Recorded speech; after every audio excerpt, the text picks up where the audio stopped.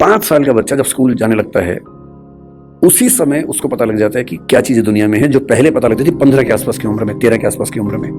Phone आपने उसको दे ही रखा है ताकि हमें परेशान कम करे। फिर वो फोन में पहली बार सर्च करता है कुछ, अभी उसको ये नहीं पता कि सर्च हिस्ट्री डिलीट कर सकते हैं, तो बाप पकड़ लेता है, पिटता है बच्चा। फिर उसका स्कूल का फ्रेंड बताता है कि नहीं, इनकॉग्निटो जाना है। अगली बार से बच्चा स्मार्ट हो गया है। 6 साल का बच्चा स्मार्ट है, इनकॉग्निटो में वो सब देख रहा है जो आप नहीं चाह रहे थे, और जो आप देख रहे थे लेकिन आप नहीं चाह रहे थे कि वो देखे। बच्चा है, छोटा बच्चा है, उसका एक्सपोजर का लेवल सोच के देखिए। ये हंसी मजाक में मैं कह रहा हूं, लेकिन बात की गंभीरता को देखना है। 6, 7, 8 साल के बच्चों का वो एक्सपोजर लेवल है जो पहले 14, 15, 16 की उम्र में होता था। मेडिकल साइंस इस बात को मान चुकी है। मैं जितनी बातें कोट कर रहा हूं, मैं हवा में कोट नहीं कर रहा हूं, मेडिकल साइंस की रिसर्चेस के बेस पे कोट कर रहा हूं। आपको आश्चर्य होगा, आज से 1 महीने पहले एक रिपोर्ट आई है, लगभग पूरी दुनिया में प्यूबर्टी की एज 1 साल कम हो गई है, जिसको हम टीनेज बोलते हैं कि 13 साल की उम्र में टीनेज आती है, बच्चियों को मासिक धर्म शुरू होता है। दुनिया भर में उसकी एज 1 साल कम हो गई है, और ये ऐसे नहीं हो गई है, ये एक्सपोजर से होती है। लड़के भी जल्दी मैच्योर हो रहे हैं। जो हरकतें 15, 16, 18 में ठीक लगती हैं, किसी बच्चे के मन में भाव आने चाहिए, 8, 9, 10 में वैसी बातें हो रही हैं। ये तो फिर भी छोटी बात है। इसके बाद जो होता है तो बच्चे ही, एक्सपोजर बहुत बड़ा मिल गया है। जब वो नेट पे जाते हैं तो नेट पे जो पिशाच बैठे हुए दुनिया भर में, जो साइबर ठग हैं, जो साइबर क्रिमिनल्स हैं, वो इसी ताक में है कि बच्चे मिल जाएं। उनको पता है कि बच्चे का मनोविज्ञान क्या है। वो हैकर्स हैं, वो हैक कर लेंगे कि उस बच्चे ने क्या क्या सर्च किया है, उसकी पूरी कुंडली खोल लेंगे कि बच्चे का इस समय मन कहाँ अटका हुआ है। अगर 9, 10, 11, 12 साल का कोई लड़का है जो कुछ ऐसे वीडियोस देख रहा था या इमेजेस देख रहा था, उसमें भी देख रहे हैं कि कैसी रेस, व्हाइट रेस उसको पसंद है कि इंडियन तरह के लोग पसंद है, फिर उनकी तरफ से उसी रेस का वैसा ही सुंदर दिखने वाला व्यक्ति, फीमेल, और यदि कोई बच्ची है तो वो मेल, उससे इंटरेक्शन शुरू करेगा, उससे बातचीत होने लगेगी। धीरे धीरे उसको वो उलझाएगा अपनी बातों में। वो बच्चा तो माँ बाप से छुप के कर रहा है सब, माँ बाप को पता ही नहीं है। और फिर वो उस बच्चे को प्रलोभन बहुत बड़े बड़े मिलेंगे। आपको ये सब नहीं पता है तो पता होना चाहिए, बहुत बड़े रैकेट चल रहे हैं इस समय दुनिया में। 11, 12 साल का एक लड़का अपने कमरे में लैपटॉप पे वीडियो चैट कर रहा है, शायद एक ऑस्ट्रेलियन लड़की से जिसकी उम्र 21, 22, 25 साल है, और वो उससे मीठी मीठी बातें कर रही है। और फिर वो उससे कह रही है कि देखो, तुम इतने सुंदर हो, मैं तुम्हें देखना चाहती हूँ, तुम भी मुझे देखो। फिर वो थोड़े से कपड़े उतारती है, उसको कहती है कि तुम भी ऐसा, वो तो प्रोफेशनल है, तुम भी ऐसा करो।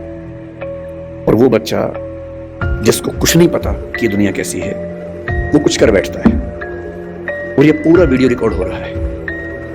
और जैसी ऐसी चीज होती है, उस वक्त खट से मैसेज आता है कि अगर 2 घंटे में इस अकाउंट में $500 जमा नहीं किए तो ये वीडियो क्लिप तुम्हारे पापा, मम्मी, तुम्हारा इंस्टा अकाउंट मेरे पास है, इंस्टा अकाउंट में जितने तुम्हारे फ्रेंड्स हैं उन सबके पास चला जाएगा, सबके ईमेल आईडी मेरे पास है। इसको बोलते हैं सेक्सटॉर्शन। और ये इस समय टीनेजर्स की दुनिया की सबसे बड़ी क्राइसिस है। बड़ी बात नहीं है कि हम में से किसी का बच्चा झेल चुका हो, बड़ी बात तब होगी जब उसने आपको बताया हो। और अगर आपको नहीं बताया है और आप इस खुशफहमी में कि ऐसा हमारे बच्चे को हो ही नहीं सकता, तो फिर कह रहा हूं कि हम इस बात से अनजान हैं कि हम किस स्थिति में हैं। अपने बच्चों से बात करना शुरू कर दीजिए। पहली बात तो ऐसा ना हो, और हो जाए तो आपसे बात कर लें। कई बच्चे झेल नहीं पाते, पैसा होता नहीं है, पैसा होता तो देते हैं। और $500 का मामला नहीं है, वो पहली बार का मामला है, उसके बाद फिर उतना मामला है, अगली बार फिर उतना मामला है। और ये ध्यान रखना है कि किसी बच्चे के साथ ये करने के लिए वीडियो रिकॉर्डिंग की जरूरत भी नहीं है। हम AI के जमाने में हैं, डीप फेक से कुछ भी हो सकता है।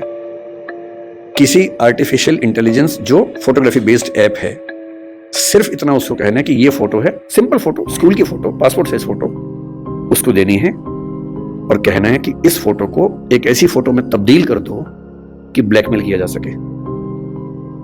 किसी के साथ भी हो सकता है। बस कल को कभी हम में से किसी का बच्चा हमसे ये कहे कि देखो पापा, देखो मम्मी, ये फोटो मेरी लग रही है पर मेरी है नहीं, तो उसको मारना पीटना नहीं है, भरोसा कर लेना है कि ऐसा हो सकता है। तकनीक इस लेवल पे है। और एक और टेक्नोलॉजी जो भी पब्लिक डोमेन में नहीं आई है, कभी भी आ सकती है लेकिन बन चुकी है। वो क्या करती है, एक फोटो देनी है और प्रॉम्प्ट देना है कि इस फोटो के बेस पे वीडियो बनाओ, और वीडियो में ये होना चाहिए। आप जो चाहेंगे वीडियो बन जाएगा, आपका ही बन जाएगा। आप वो नहीं है, और आप क्या इस दुनिया के बड़े बड़े टेक्निकल एक्सपर्ट्स नहीं बता पाएंगे कि वीडियो नकली है। इसको डीप फेक कहते हैं आजकल, डीप फेक। हमारे आपके बच्चे इस खतरे से गुजर रहे हैं, और ये आज नहीं तो कल हम सबके बच्चों को झेलना है। उन सबको समझाने की जरूरत है कि जब किसी से प्रेम भी करते हो, मान लीजिए आजकल बच्चों के प्रेम में क्या होता है, सबसे पहले पासवर्ड शेयर करते हैं कि तुम मुझसे प्यार करती है, हाँ तो पासवर्ड दे, तुम मुझसे प्यार करता है तो पासवर्ड दे, दोनों पासवर्ड देते हैं। फिर एक और आईडी बना लेते हैं अलग से, उसका पासवर्ड दे देते हैं। फिर उसके बाद भरोसा और कायम करना है। फिर रात को 2 बजे जब पेरेंट्स सो चुके हैं, फिर वीडियो कॉल करते हैं, भरोसा करती है हाँ, तो फिर कपड़े उतार वीडियो कॉल पे। ये खेल शुरू हो जाता है। अपने बच्चों को समझाना है, दुनिया का कोई भी इंसान कितना भी भरोसेमंद हो, ऐसी गलती ना करे। लड़का हो तो वो भी ना करे, लड़की हो तो वो भी ना करे। और ये हमारी पीढ़ी निकल गई है, हमें नहीं पता कि ये भी खतरे होते हैं। हमारी पीढ़ी में ये सब खतरे थे ही नहीं, हमने कम से कम ये सब नहीं झेला। हमारी पीढ़ी में ये था कि गलती से आप कहीं हैं, नहा रहे हैं, किसी ने देख भी लिया, फोटो नहीं खींच सकता था। फोटो खींचने के लिए फोटोग्राफर बुलाना पड़ता था बाहर से, या तो हर आदमी फोन लेके घूम रहा है। और फोटो अगर खिंच गई, अगर आपको भी ऐसी मासूमियत आपके अंदर है कि मैंने फोटो खींच ली, मेरा फोन तो एयरप्लेन मोड पे है, मेरे फोन में ही है, बाहर तो गया ही नहीं, इसको बोलते हैं मासूमियत। अगर आपने फोन में फोटो खींच ली है और डिलीट कर दिया उसको, अगर आपको लगता है डिलीट हो गई, तो ये मासूमियत है। कोई सिंपल सा टेक्निकल एक्सपर्ट जो बहुत ज्यादा पढ़ा लिखा भी नहीं है, 2 मिनट में फोटो बाहर निकाल लेगा। कितनी भी डिलीट करते रहिए अपने फोन से, और एक बार इंटरनेट पर चली गई तो दुनिया की कोई ताकत उसको परपेचुअल मेमोरी से डिलीट नहीं कर सकती। वो दुनिया के इतिहास में जब तक दुनिया रहेगी, वो फोटो रहेगी, वो वीडियो रहेगा, कोई नहीं छिप पाएगा, कोई बच नहीं पाएगा। और जब बच्चे इस दौर से निकलते हैं, उनको एंजाइटी होती है, डिप्रेशन होता है, और उस समय उनको जरूरत होती है किसी ऐसे व्यक्ति की जो उनसे ठीक से बात करे, उनको समझे। अभी 2 महीने पहले एक वेब सीरीज आई है दहाड़ नाम की, अगर नहीं देखिए तो उसको देखिए। वो कई मामलों में अच्छी वेब सीरीज है। मैं उसका प्रचार करने के लिए नहीं आया हूं, तो संयोग से मुझे अच्छी लगी तो बता दिया। जो मैं कहना चाह रहा हूं उसमें क्या है, उसमें एक पुलिस का एसएचओ है या डीएसपी है, शायद एक अधिकारी है पुलिस का। उसी के जुरिसडिक्शन में एक स्कूल में उसका बेटा पढ़ता है, और स्कूल से कंप्लेंट आई, कुछ बच्चे एक मोबाइल फोन एक कमरे के अंदर देखते हुए पकड़े गए हैं। वो मोबाइल फोन वही है जिसको उसका बाप ढूंढ रहा है किसी क्राइम की इन्वेस्टिगेशन के लिए, वो नंबर ट्रेस कर रहे थे, वही नंबर है। तो बाप और पुलिस की पूरी टीम भागी है, और प्रिंसिपल ने कहा कि वो बच्चे इस कमरे के अंदर है। अंदर गया तो उसका अपना बच्चा ही है।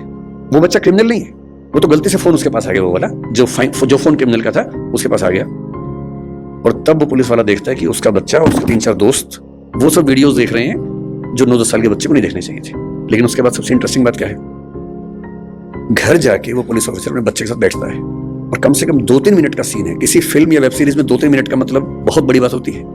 जब हम फिल्म लिखते हैं तो हमारा टारगेट होता है कि कोई भी सीन 1 मिनट से ऊपर का नहीं होना चाहिए किसी भी हाल में, वरना लोग बोर हो जाते हैं। मैक्सिमम 1 मिनट होता है। 2-2.5 मिनट तक एक थीम पर बात चल रही है, इसका मतलब डायरेक्टर चाह रहे कि ये बात ठीक से पहुंचे। और बाप अपने बेटे को सिखा रहा है कि बेटा ये चीजें इस रूप में नहीं होनी चाहिए, इस रूप में होनी चाहिए, सही उम्र में होनी चाहिए। और तुम जो वीडियो देख रहे थे उसमें लड़की को ऑब्जेक्ट की तरह इस्तेमाल किया जा रहा था। लड़कियां ऑब्जेक्ट नहीं होती हैं, इंसान होती हैं। तुम्हारी माँ, तुम्हारी बहन भी लड़की है। ध्यान रखना, जिससे प्रेम करो, जिससे शादी करो, वैसा ही सलूक करना जो चाहते हो कि तुम्हारी बहन के साथ भी हो। ये होती है बाप की जिम्मेदारी, ये होती है माँ की जिम्मेदारी कि जब बच्चे उस रास्ते पर जाए तो उनको थोड़ा समझाए कि क्या करने की जरूरत है।